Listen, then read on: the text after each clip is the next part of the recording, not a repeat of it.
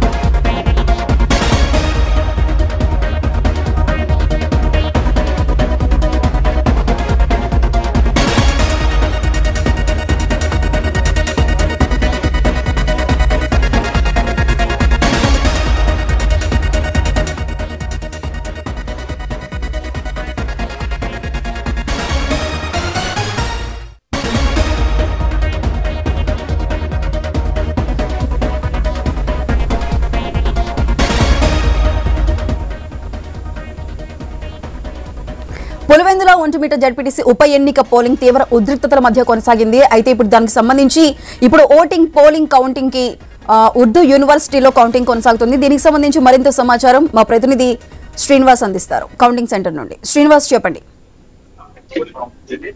ఏదైతే గత 10 రోజుల నుంచి ఏపీ రాజకీయాల్లో హాట్ టాపిక్ గా మారినటువంటి జెడ్పీ ఉప ఎన్నికల్లో ప్రస్తుతం తుది దశకు చేరుకుంది. ఈ నేపథ్యంలోనే ఫలితం ఏ విధంగా ఉండబోతుంది అనేది కూడా ఏపీ ప్రజలు కూడా అటెన్షన్ పెట్టిస్తున్నాయి. ఎందుకంటే గత పోలింగ్ లో కూడా చోటు చేసుకున్నటువంటి పరిణామాలు, గతంలో చూసుకున్నటువంటి దాడులు, ఉధృత పరిస్థితుల్లో ప్రస్తుతం పులివెందులే హాట్ టాపిక్ గా మారే అవకాశం ఉంది. ఈ నేపథ్యంలోనే ప్రస్తుతం అక్కడ నుంచి ప్రాతినిధ్యం వహిస్తున్న జగన్మోహన్ రెడ్డి వైసీపీ ఫలితం మీదనే ప్రస్తుతం వైసీపీ శ్రేణులు కూడా ఆసక్తిగా ఎదురు చూస్తున్నారు. ఎందుకంటే గత ఎన్నికల సరళి కూడా దాదాపు ఒడిదుడుకులుగా నడుమగా ప్రస్తుతం పోలింగ్ జరిగిందనేది కూడా ప్రస్తుతం మహిళా ఓటర్లు కానీ, లేదంటే మిగతా ఓటర్లు, గ్రామాలకు చెందినటువంటి ఓటర్లు కూడా పెద్ద ఎత్తున ఎంపీ అవినాష్ రెడ్డి క్యాంపు కార్యాలయంలో విన్నవించడం, ప్రస్తుతం ఈ రోజు జరుగుతున్నటువంటి కౌంటింగ్ ప్రక్రియలో ఏ విధంగా ఉండబోతుంది, ఫలితం ఎవరు పై చేయి, ఎవరు నిరాశపడతారో అనేది కూడా ఆసక్తి రేపుతుంది. ప్రస్తుతం పులివెందుల కౌంటింగ్ సంబంధించినటువంటి 10 టేబుల్లో ఒక రౌండ్ ఏర్పాటు చేశారు. అంటే అక్కడ ఉన్నటువంటి 10,600 ఓట్లు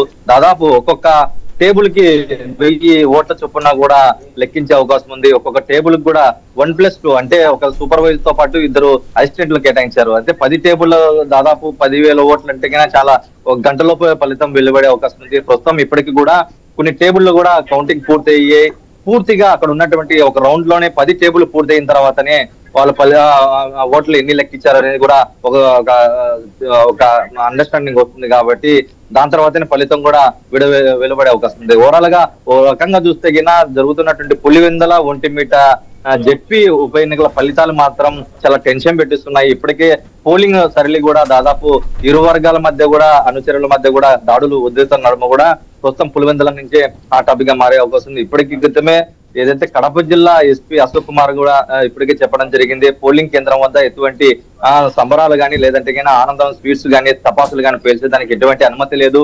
ఇక్కడే దాదు పులివెందుల పట్టణంలో కూడా 144 సెక్షన్ ఏర్పాటు చేశామని చెప్పి ఆయన చెప్పారు. ఎందుకంటే ముందస్తు చర్యలు తీసుకున్నారు, గట్టి బందోబస్తు ఏర్పాటు చేశారని కూడా ప్రస్తుతం పోలీస్ వర్గాల్లో కూడా వినిపిస్తుంది. ఏదైతే మనం కూడా ఉదయం నుంచి చెప్తూ వస్తున్నాం, ఇక్కడ వారు 1 సైడ్ అవుతుందా, ఫలితం ఒక పార్టీకి దక్కే అవకాశం ఉంటుందా, గట్టి పోటీ ఉంటుందా ఉండదా అనేది కూడా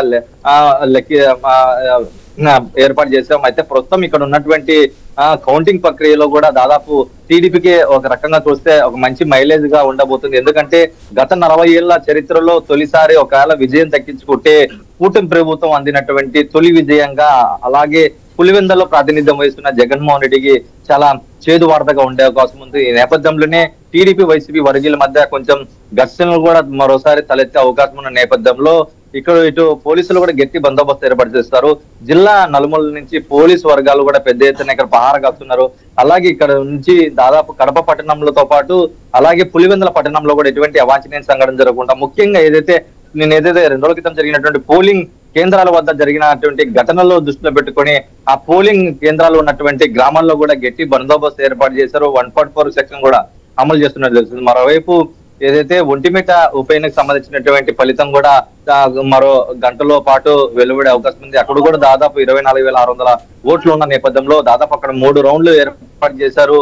ఒక్కొక్క రౌండ్ 10 టేబుల్ ఏర్పాటు చేయడంతో దాదాపు అక్కడ చూస్తే దాదాపు అంటే ఒక్కొక్క టేబుల్ కు 1000 వస్తున్న లెక్కించడానికి దాదాపు మరో కొంత సమయం కూడా పట్టే అవకాశం ఉన్న నేపథ్యంలోనే ప్రస్తుతం తొలి ఫలితం వెలువడేందుకు కూడా ఇప్పటికే అధికారులు సిద్ధమవుతున్నారు తెలుస్తుంది. ప్రస్తుతం టేబుల్ వారీగా ఇప్పటికే కొంచెం క్లియర్ అయినట్టుంది, మరి కొన్ని కూడా క్లియర్ కావాల్సింది.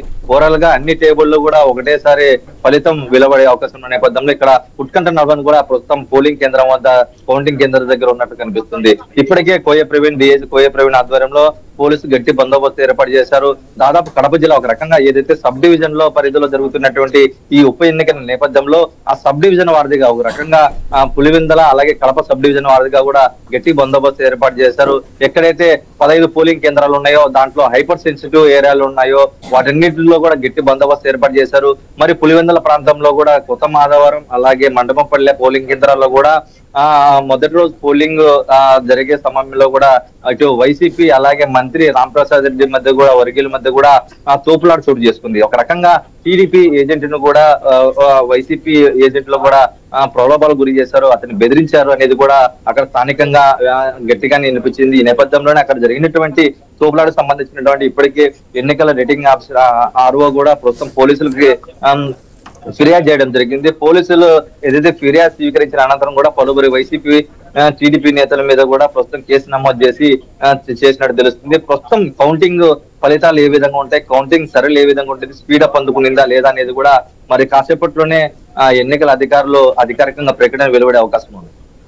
శ్రీనివాస్, అయితే పులివెందుల్లో ఒక రౌండ్ లోనే కౌంటింగ్ ముగిసే అవకాశం ఉంది. మరి దీనిపై ఇప్పటి వరకు అంటే ఇంకా ఎంత సమయంలో ఫస్ట్ రౌండ్ ఫలితాలు వెలువడబోతున్నాయి పులివెందులకు సంబంధించి?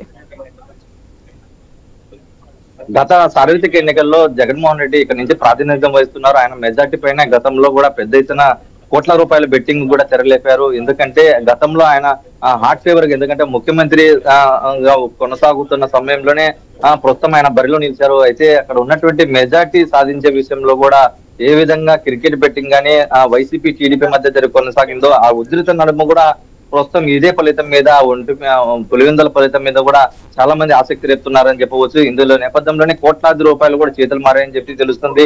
ప్రధానంగా ఒంటిమిట పక్కన పెట్టేశారు. పూర్తిగా ఇటు ప్రధాన పార్టీలు కేవలం పులివెందుల మీదనే ఫలితం మీద ఆధారపడుతుంటారు. ఒకవేళ ఫలితం గినా టీడీపీకి వస్తే గినా మెజార్టీ ఎంత సాధిస్తారని కూడా మరోవైపు కూడా భారీ స్థాయిలో బెట్టింగ్ జరుగుతున్నట్టు తెలుస్తుంది. ప్రస్తుతం ఇక్కడ గెలుపు ఓవరాల్ గా ఇప్పటికే సంబరాలు చేసుకునే పనిలో ఉన్న కూటమి నేతలు. ఎందుకంటే అగ్ర నేతలు పక్క ఎమ్మెల్యేలు, ఎమ్మెల్సీలు, మంత్రులు, ఎంపీలు సైతం కూడా కూటమిలో ఉన్నటువంటి ప్రతి ఒక్కరు కూడా ఇక్కడ పులివెందుల్లోనే ప్రతి గ్రామం తిరుగుతూ ఓట్లు అభ్యర్థించారు. ఇది ఒక మంచి మైలురాయిగా కూటమి ప్రభుత్వానికి కలిసి వచ్చే అంశంగా చెప్పవచ్చు. ఈ నేపథ్యంలోనే ఏదైతే బీటెక్ రవి సత్యమణి కూడా అభ్యర్థిగా నిలవడంతో ప్రస్తుతం ఒక రకంగా వాళ్ళదే పై చేయి అనేది కూడా ప్రస్తుతం టీడీపీ నుంచి కూడా ఉత్పన్నం అవుతుంది అంశాలు. ఈ నేపథ్యంలోనే మెజార్టీ ఎంత సాధిస్తారు, ఎందుకంటే 40 ఏళ్ల తర్వాత జరుగుతున్నటువంటి ఇక్కడ ఎన్నికల ఫలితాలు ఏ విధంగా ఉండబోతాయి, వైఎస్ కంచుకోటను కూడా బద్దలు కొడుతుందా, బద్దలు కొడితే ఎంత మెజార్టీ వస్తుంది అనేది కూడా పలు ఆసక్తిగా మారింది చెప్పవచ్చు.